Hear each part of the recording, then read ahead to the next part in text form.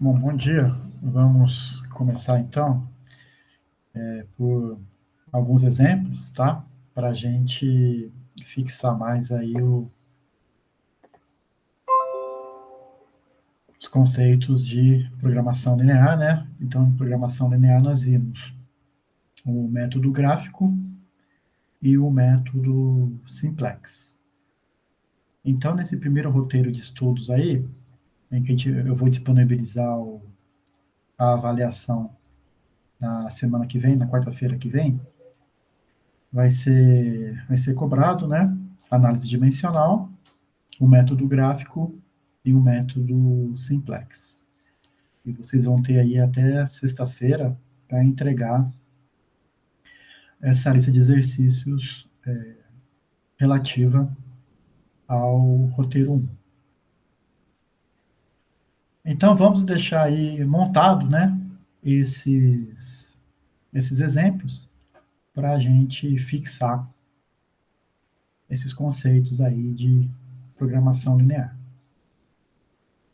Então, lembrando, pessoal, quando nós temos, né, duas variáveis de decisão, a gente pode resolver tanto pelo método gráfico quanto pelo simplex, né, que não tem essa limitação de apenas duas variáveis de decisão. Então, esse primeiro exemplo é bem simples, né? A gente tem uma fábrica que produz aí portas e janelas, tá? E cada item, né, passa por três etapas, né, de fabricação: o corte, o jateamento e o acabamento. Cada porta, né, requer 1 hora de corte, 30 minutos de jateamento e 30 minutos de acabamento. Já a janela, 30 de corte, 45 de jateamento e 1 hora de acabamento. A gente sabe que na próxima semana, tá, a empresa terá 40 horas disponíveis, né, para corte, 40 horas para jateamento e 50 horas para acabamento. A gente consegue vender cada porta, tá, com um lucro de R$ 500 e cada janela com um lucro de R$ 400. Encontre aí o mix ótimo, né, de produção para maximizar esse lucro, ok? Então, qual que será aí a função objetivo desse exercício?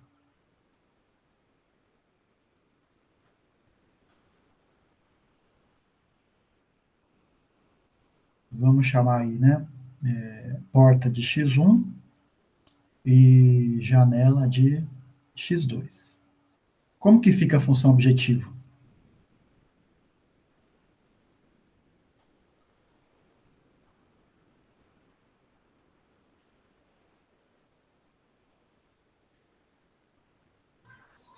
x1 mais x2 igual 900? Não, porque você tem o 500 para cada X1, né? E 400 para cada X2 vendido. Sim. Então, Z vai ser igual a 500 X1 mais 400 X2, não é? Ah, verdade. Né? Certo?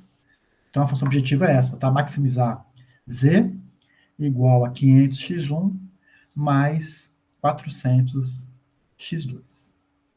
Tranquilo? E aí, nós teremos três restrições, né? A restrição de cada etapa, né? A restrição do corte, do jateamento e do acabamento. Então, vamos pensar aí na restrição do corte. Cada porta requer 1 hora e cada janela meia hora de corte. Então, a restrição pode ficar com 1x1 mais meio x2, no máximo 40 horas, menor ou igual a 40. Certo? Então, a gente está trabalhando em horas, né, para deixar nas mesmas unidades, né? Então, ficaria a restrição do corte x1 mais meio x2 menor ou igual a 40. Restrição do jateamento. É 30 minutos e 45. Então, ficaria meio x1 mais 0,75 x2 menor ou igual a 40. Certo? E para o acabamento, meio x1 mais x2 menor ou igual a 50.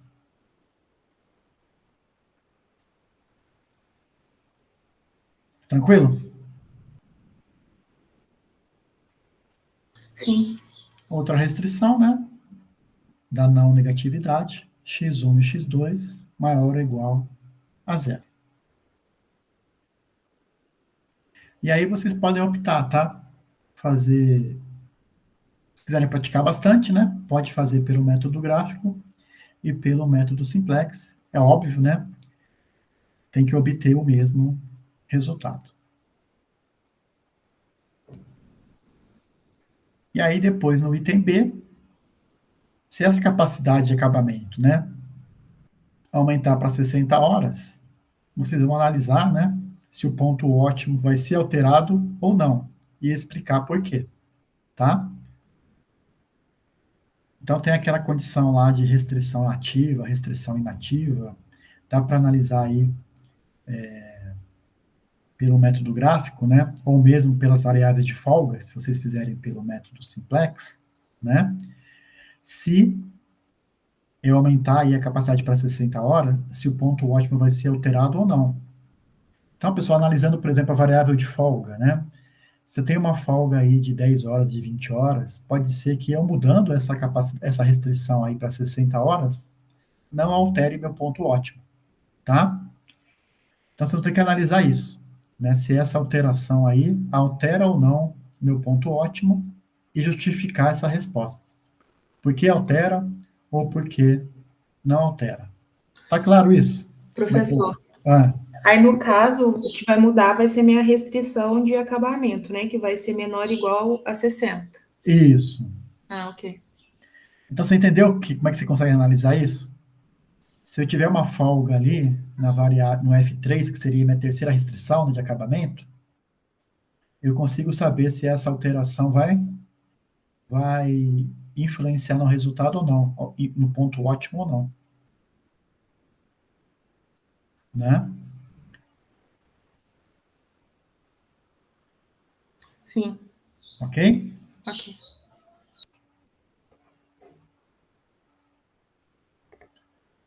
Então, aqui a gente vai deixar só o exercício montado, tá? E aí vocês resolvem aí. Qualquer coisa, vocês coloquem o resultado lá no fórum, tá?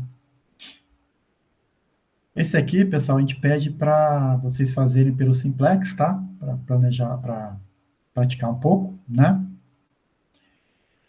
Então, a gente tem aqui que a loja vende dois tipos de computadores, tá? Um desktop e um notebook.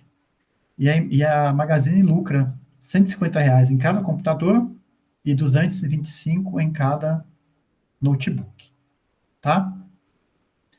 Então, aqui a gente quer, obviamente, né, obter, né, o máximo de lucro possível. Então, a função objetivo, então, é chamar o X1 de desktop e o X2 de notebook, né? Eu quero maximizar esse lucro, então vai ficar como? Z é igual a 150 x1 mais 225 x2. Ok?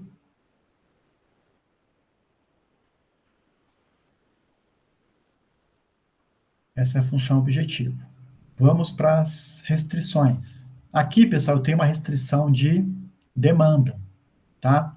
A fabricante só consegue me fornecer 80 desktops por mês e 75 notebooks, tá? Então, eu tenho duas restrições de demanda, né? A primeira restrição de demanda, X1 menor ou igual a 80. E a segunda restrição, x2 menor ou igual a 75. Ok? Ok. Vamos ver se tem mais restrições. Tem uma restrição de preparar as máquinas, tá? Para instalar o sistema operacional, alguns softwares específicos, né? Então, eu só tenho mais essa restrição aí, que é a restrição da preparação, né? Então, para o desktop são 2 horas e para o notebook 3 horas. E eu tenho 300 horas de funcionários para trabalhar nesses produtos, nesses computadores. Então, a terceira restrição vai ser 2x1 mais 3x2 menor ou igual a 300. Certo? Certo. Então, a gente tem aí essas 3 restrições. Vocês trabalham com simplex, tem que passar tudo, né, para... Então, por exemplo, né, função objetivo, z igual a 150x1 mais 225x2. Para eu montar o modelo, vai ficar como? Eu passo tudo lá para o lado esquerdo, vai ficar z menos 150x1 menos 225x2 é igual a zero. Essa é a função objetivo, tá?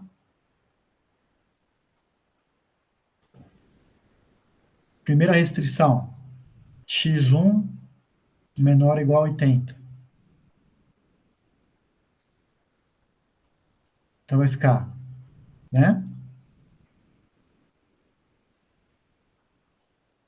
x1, né? Mais f1, tá? É igual a 80. E assim vocês vão montando aí o modelo de programação linear, obtém o quadro simplex e vai obter aí o resultado aí para o máximo de lucro para essa venda aí, tá?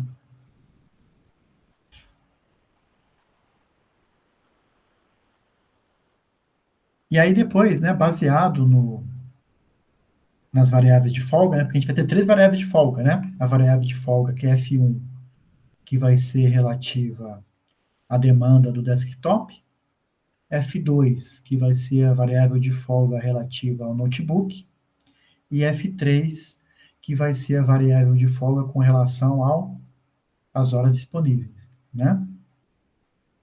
E aí ele pergunta se a Dell conseguir entregar apenas 45 desktops, a solução ótima é alterada? Então vocês podem discutir esse item B em cima dos resultados obtidos no item A. Ok? Ok. Então, pessoal, o que a gente viu aí até agora, né, é que a gente tem a limitação do método gráfico, que são apenas 2 variáveis de decisão, tá? Já o método simplex, a gente já viu que não tem essa limitação, né? A gente pode trabalhar aí com uma infinidade de variáveis de decisão. Só que, né, vocês viram aí, né, a gente trabalhando com simplex, com 2, 3 variáveis de decisão, a gente já tem aí, né, 3, 4 interações. Imaginem vocês trabalharem aí com 1000 variáveis de decisão, né? Fica muito complexo trabalhar aí com essa solução manual, né? Mesmo usando aí o Excel, né, para colocar os quadros, né, de interações, tá? Que eu até sugiro que vocês usem o Excel, né, para fazer os exercícios, que aí é mais rápido, né, pessoal? É só um Ctrl+C, Ctrl+V lá e fazer os quadros de cada interação, né? Mesmo assim, se eu tiver aí, sei lá, 50 variáveis de decisão, né, eu vou ter bastante bastantes, né, interações até chegar ao resultado final, né? Então, a gente tem aí, né, problemas de programação linear, né, que a gente pode dividir em duas famílias, né? Os problemas que a gente resolve com softwares, né, de grande flexibilidade, né? Então, geralmente são suprimentos de planilhas eletrônicas, né? Então, a gente usa o Excel para resolver esses exercícios, né? Então, para controle de finanças, para controle de qualidade, você pode utilizar, né, essas planilhas de Excel, controle de estoque, né? Inclusive, a gente usa o Solver, né, que é um suplemento, né, do Excel para controle de qualidade, para controle de estoque, tá? E a gente tem problemas, né, que precisam de baixa flexibilidade, né? Por quê? Porque você tem uma margem de erro muito pequena, né? Então, por exemplo, para programação de voo, né, a gente então costuma utilizar softwares específicos, né, para isso, né? Então, se a gente pensar, pessoal, esses controladores de voo, né, utilizam softwares, né, para otimizar a melhor rota, né, para otimizar um tráfego de telefonia. Quando a gente trabalha com app, né, por exemplo, aí um Google Maps, né, quando a gente coloca lá, ó, eu quero ir de Lavras para Campinas, né, o que eu defino, pessoal? Eu otimizo essa viagem, né, utilizando o quê? Uma variável de decisão, que pode ser, por exemplo, a menor quilometragem, né? Então, eu quero o trajeto com a menor quilometragem. Ou eu posso otimizar com relação a, eu quero um trajeto que não tenha nenhum pedágio. Vocês veem que tem essas opções, né? Nesses softwares aí de trânsito. Eles fazem, pessoal, o que eles resolvem aí problemas de programação linear, né? Otimizando esse trajeto, tá? Então, você tem aí uma ampla aplicação, né, desses problemas, aí, desses modelos de programação linear no dia a dia, tá? Vocês podem ter planilhas, né? Vocês podem ter softwares específicos para resolver esses problemas aí de otimização. Então, aqui eu deixei para vocês alguns exemplos de aplicação, tá? Por exemplo, aí, né, a Swift, né, que é uma empresa aí de alimentos de proteína, tá? De carne bovina, né, principalmente, tá? Com vendas anuais acima de 8 bilhões de dólares, né? Eles utilizaram um modelo, né, de pesquisa operacional, usando, né, programação linear, para quê, pessoal? Para otimizar, né, os pedidos dos clientes deles, né? Otimizando, né, o mix de produção e conseguiram aí, só no primeiro ano de aplicação desses modelos de programação linear, tá? Um lucro, né, em torno aí de 12 milhões de dólares, né? Porque você consegue otimizar, né, a sua produção em conjunto aí com a, a distribuição, né, desses alimentos, tá? Então, como eu falei para vocês, né, uma gama muito ampla aí de aplicação dessa programação linear. Então, eles fizeram um sistema integrado aí com 45 modelos de programação linear, tá? Para otimizar essa produção e essa distribuição dos produtos. Aqui é outro exemplo, né, de uma empresa de uvas, né, que também, né, utilizando aí a programação linear, fizeram um modelo, pessoal, com 8 mil variáveis de decisão. Imaginem isso, né? A complexidade aí desse modelo, tá? E aí, então, depois, né, eles conseguiram distribuir isso em grupos, né, prioritários, e aí eles chegaram a 324 variáveis de decisão e 361 restrições, né? E aí, então, eles pegaram esse modelo e incorporaram a uma planilha, tá? E aí, né, eles conseguiram esse modelo matemático aí gerar uma economia só no primeiro ano de 150 mil dólares. Então, a gente tem aí inúmeros exemplos aí na literatura, né, de aplicação de pesquisa operacional e de programação linear pelas indústrias, tá?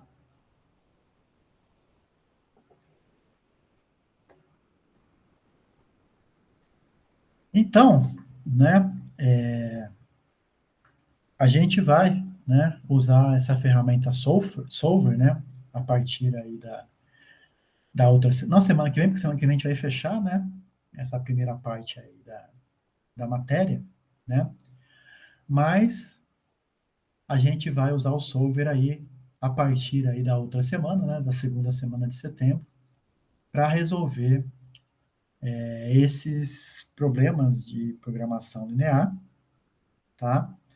Em que a gente vai, então, né, conseguir com o solver, né, resolver problemas que têm muito mais do que apenas duas ou três variáveis de decisão, tá? O que o solver faz, pessoal, simplesmente é aplicar o método simplex, né?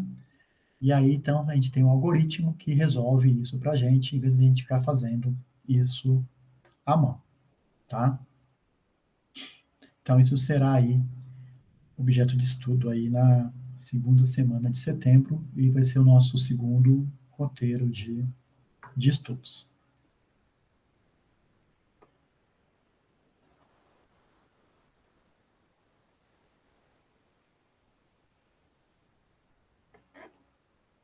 Para fechar, eu deixei mais esse exemplo aí para vocês, tá? Então, para vocês resolverem aí pelo método simplex, tá?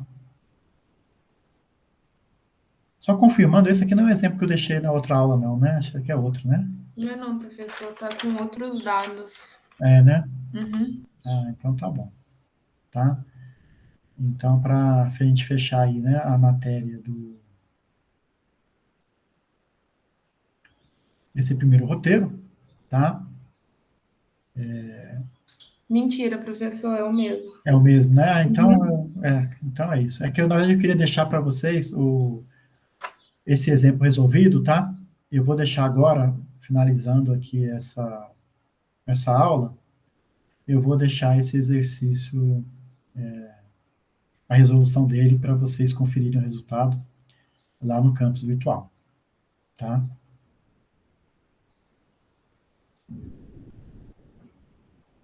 Eu acabei me confundindo, né? É que eu queria realmente deixar aqui o link para eu colocar ele resolvido, tá?